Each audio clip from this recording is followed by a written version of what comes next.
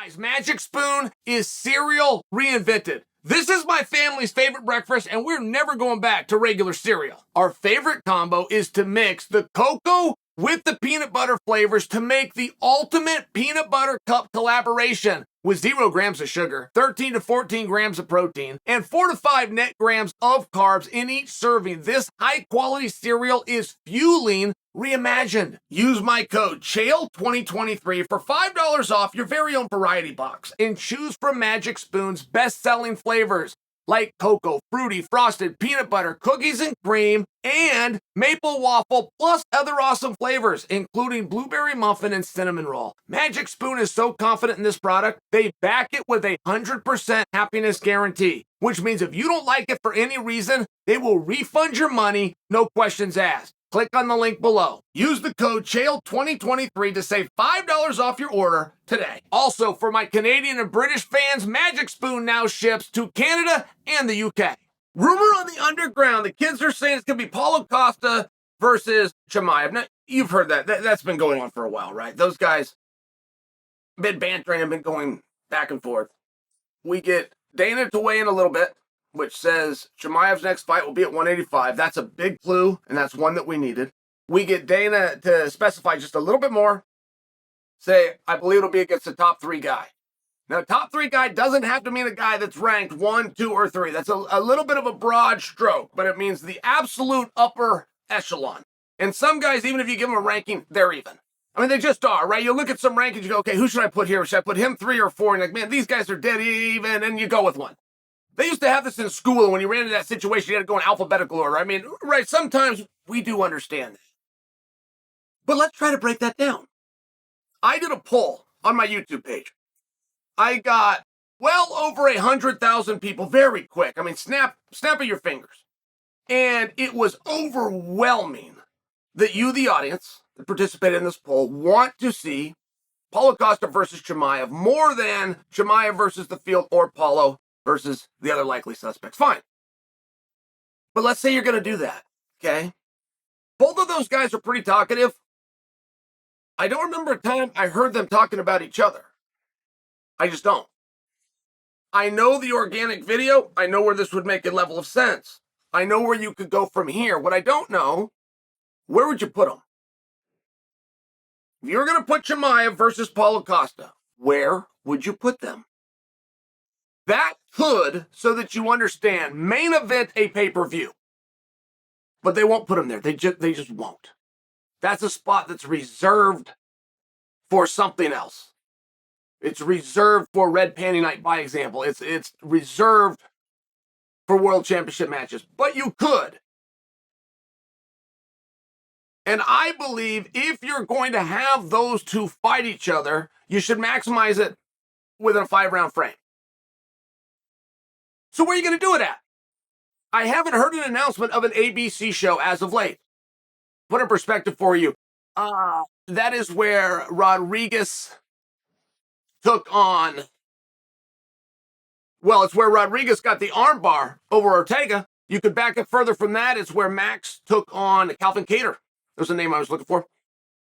I share this with you because I haven't heard of one of those coming up. So, I don't believe with any part of my being, and neither do you, that we're going to get it on free TV. So if we do go a pay-per-view and we're not going to go a main event, we're probably talking a co-main spot. Furthermore, we're talking about 15 minutes. 15 minutes versus 25. That's a different matchup. Now, let's say that you do that. Awesome fight. Let's say that you do that. But then what do you do with Robert Whittaker? Where does Robert go?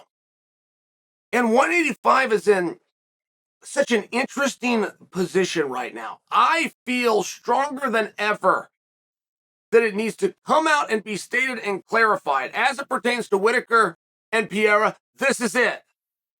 They're never fighting again. The score is settled, all of it.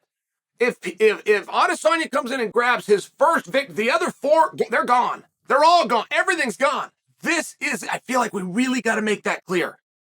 That we're not going to volley and that we're not going to go back and forth. I think that Pereira's in a very interesting spot. And if Pereira is the head of that division, I mean, you just opened the door to contendership.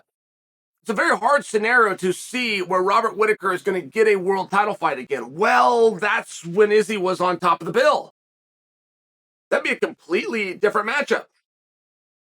And you talk about Paulo Costa, and of course, Chimaev is new and fresh blood, and if they're going to move him up, they're going to do it this quickly, and he is completely undefeated. It would seem as though whatever he does next, whether it's this Paulo Costa idea or not, whatever Chimaev does next, it would seem as though is a number one contenders match.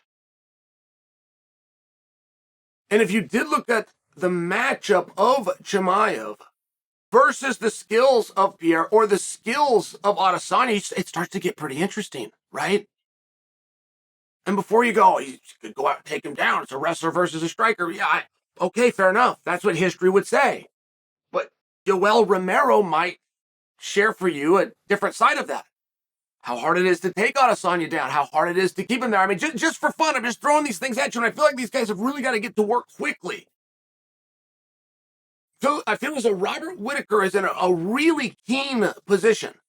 If the hardest guys around you and the hardest guys in your division, for the hardest work you can do, that have the greatest likelihood of derailing you from your dream of knocking you off course, if they can get matched up with each other, it keeps you free. That's a win.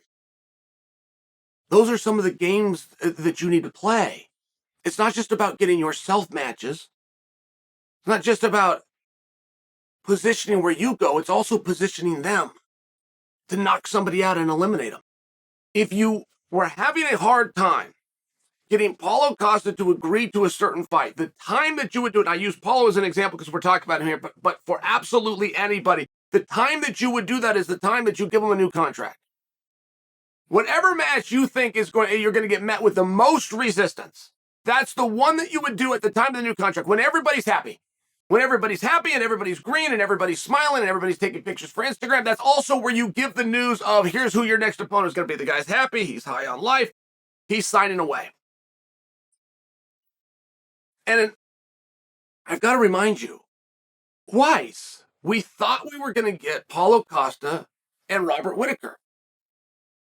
And that was the thing. I remember when Khabib and Tony fell apart, and it was 5 times. It was just a match that couldn't be, but that talk would never go away. That talk always stayed hot. That one never really surfaced. People were not just dying and demanding and itching to say that. The guys were not just calling each other out. They weren't looking for it. And I'm seeing the same thing here with Chimaev and Paulo Costa, but what does it mean? Does it mean that they both recognize that's really hard and I hope that I get to go do something else? Or does it mean that they've already agreed upon it?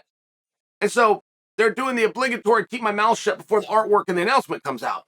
That's anybody's guess. But I came to you guys. I asked who you wanted to see. You made it pretty clear. And I'm with you. Paulo Costa versus Chimaev. But where are you going to do it?